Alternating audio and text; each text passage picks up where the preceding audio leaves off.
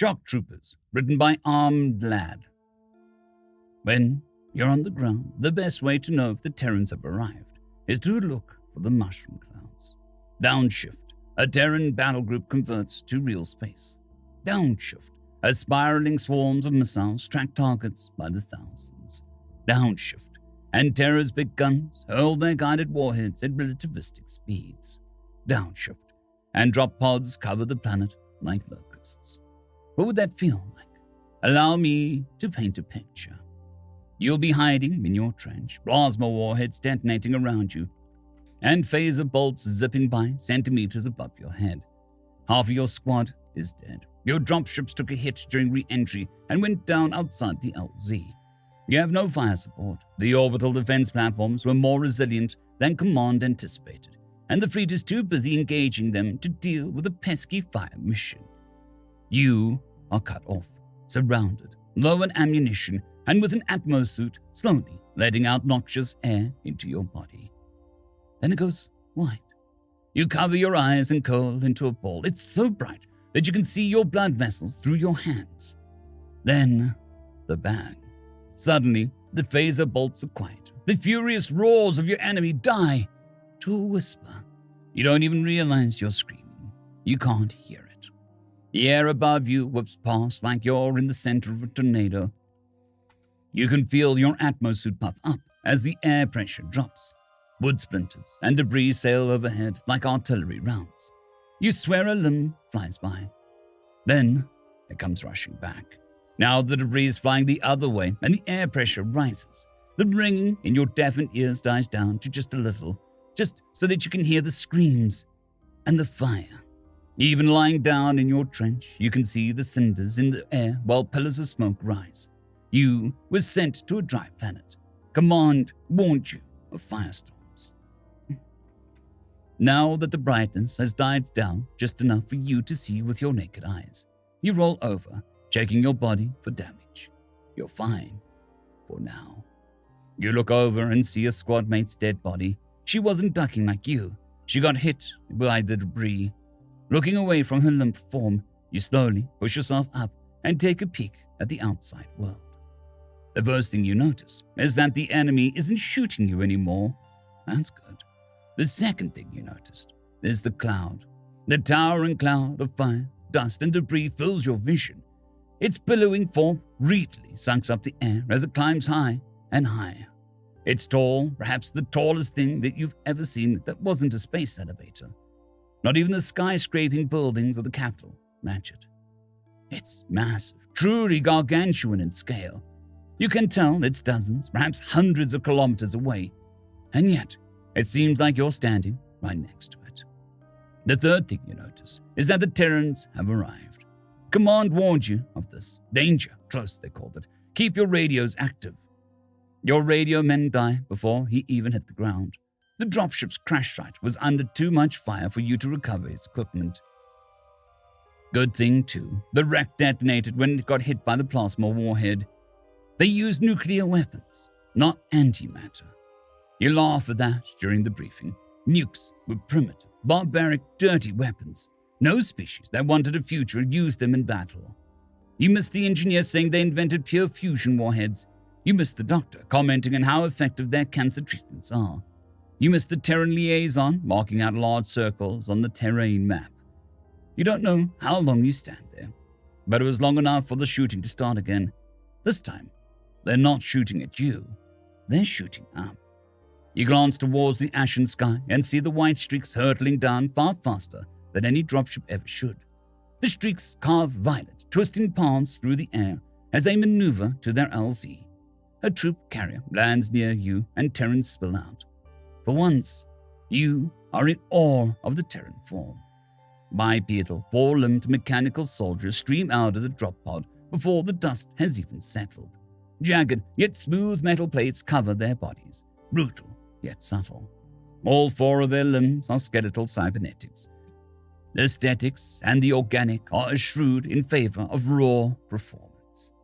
Before you were disgusted by them, unease settling itself in your body as you listen to them talk about their trading their natural arms and legs for military issue prosthetics.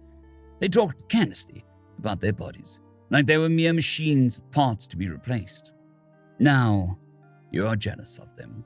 Their cybernetic forms move far faster and with much more force than any being their size naturally should. A machine gunner casually jogs at 30 kilometers per hour to take up position behind a broken tree. He then grabs a stump and rips out a chunk out to rest his weapon in. The backpack he wears is massive. You glance at the ammunition belt spewing out from it. The Terran probably has over 100 kilos on his back. You blink, and now a Terran rifleman is kneeling at the edge of your trench. You can't see its face behind its helmet.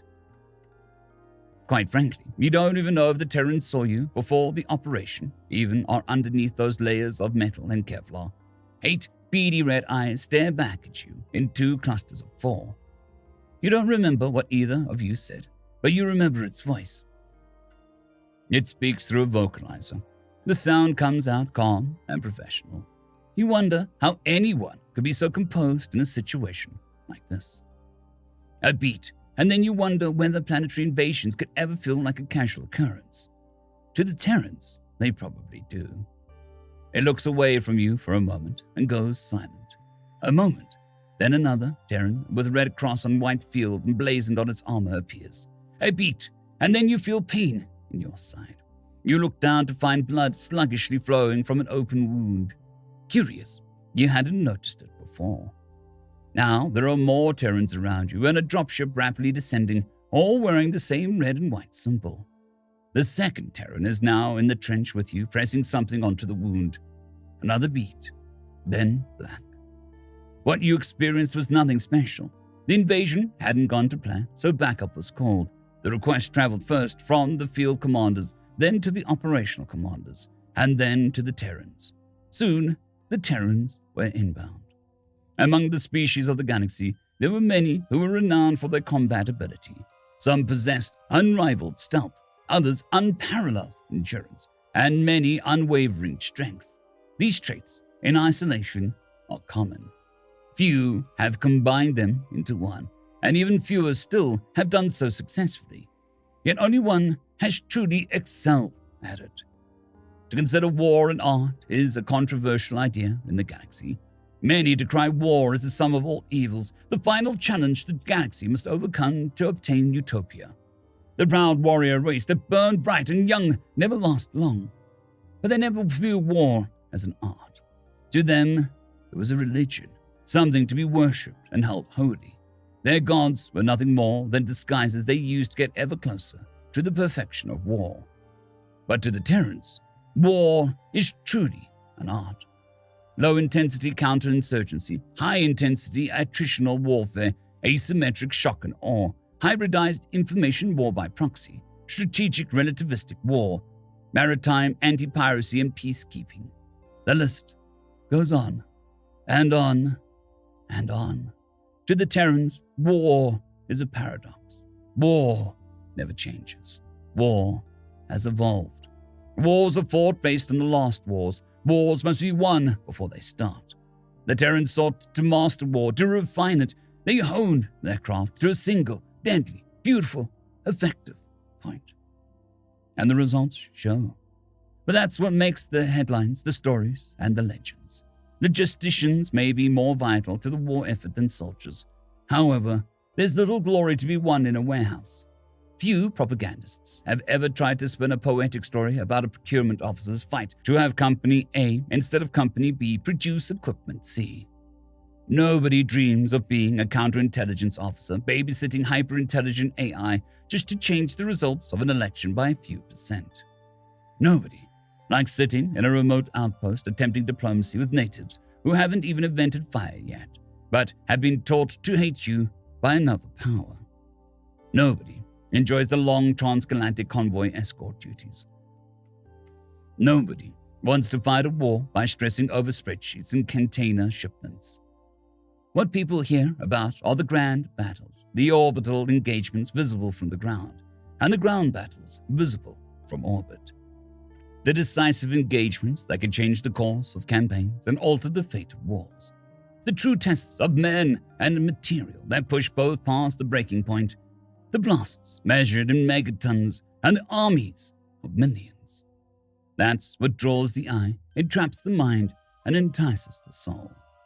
Engage, and cloaked Kasaba mines shoot atomic lancers at split ships in half. Engage, and an armored battalion charges into the battlefield marred by nuclear detonations.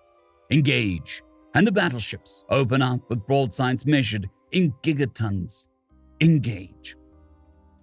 And artillery crews fire barrages that level whole mountain ranges and create oceans.